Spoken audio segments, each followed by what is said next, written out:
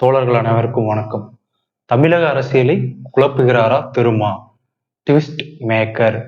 திருமா அவர்களுக்கு நோபல் பரிசு கொடுக்க வேண்டும் என்று சில அரசியல்வாதிகளும் சமூக ஊடகங்களும் தொலைக்காட்சிகளும் தொடர்ந்து தலைவர் திருமா மீது ஒரு அநாகரிகமான விமர்சனங்களை வைத்து வருகிறது.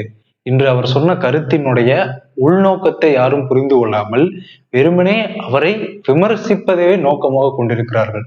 முதல் விஷயம் என்னவென்றால், ஏன் தாவேகாவும் திமுகவும் சேர்ந்து பிஜேபி எதிர்க்க வேண்டும்? அதற்கான காரணத்தை நாம் உற்று நோக்கும் பொழுது, காங்கிரஸ் தலைமையிலான இந்தியா கூட்டணியில் இருந்து திமுக விலகிவிட்டது. ஆக தாவேகாவும் காங்கிரசும் ஒரே கூட்டணியில் இருக்கிறது. இனி வரப்போகின்ற நாடாளுமன்ற தேர்தலிலே திமுக எந்த அணியோடு கூட்டணி வைப்பது என்ற ஒரு கேள்விக்குறி இருக்கிறது. எப்படி திமுகவும் தாவேகாவும் சேரும் அப்படின்னா, நல்லா நீங்க யோசிச்சு பார்த்தீங்கன்னா தெரியும், திமுகவும் தாவேகாவும் கொள்கை எதிரி கிடையாது. அரசியல் ரீதியான அவங்களுக்குள்ள எதிர்கட்சியா இருக்கிறதை தொழுதுட்டு கொள்கை ரெண்டுமே ஒன்றுதான்.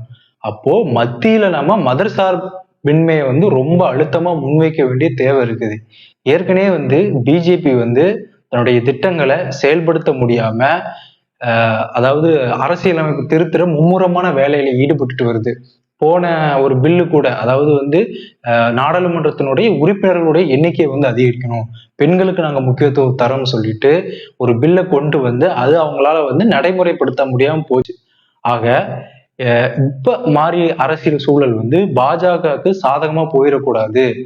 அவங்க அவங்க நினைச்சத, அதாவது ஆர்எஸ்எஸ்னுடைய மிக பெரும் வாழ்நாள் கனவு இந்து ராஷ்டிரம், இந்திய அரசியலமைப்பினுடைய செக்குலரிசம், அதாவது மதச்சார்பின்மையை உடைப்பது, இது போன்ற திட்டங்கள் செயல்படக்கூடாது என்று முன்னோக்கத்தினுடைய அடிப்படையிலே கொள்கை ரீதியாக இதை எதிர்க்க வேண்டும் என்று அவர் சொல்கிறார். இதை யாருமே புரிஞ்சுக்காம திருமாவை விமர்சனம் பண்ணுவதும் அவர் மீதான காழ்ப்புணர்வை வெளிப்படுத்துவதிலுமே குறியாக உள்ளார்.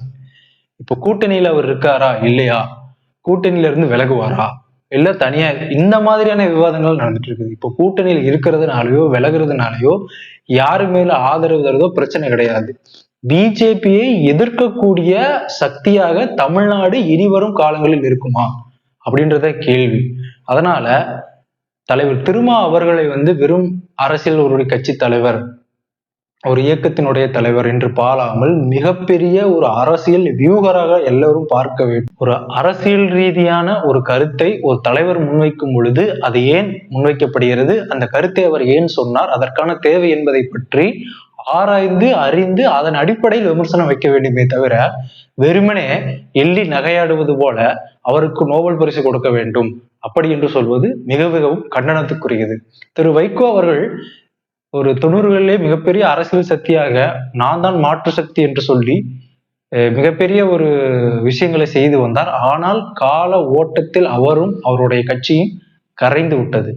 ஆனால் கொள்கையிலே, கோட்பாட்டிலே, பிஜேபியினுடைய எதிர்ப்பிலே இன்று வரை உறுதியாக நிற்கிற தலைவரை பற்றி இப்படி பேசுவது மிகவும் கண்டனத்துக்குரியது. இனிவரும் காலங்களில் விடுதலை சிறுத்தைகள் கட்சியையும் தலைவர் தொல் திருமாவளவையும் விமர்சிப்பதை விட்டுவிட்டு உங்கள் கட்சியை எவ்வாறு வளர்த்துவது அப்படி என்று யோசிப்பது நன்று.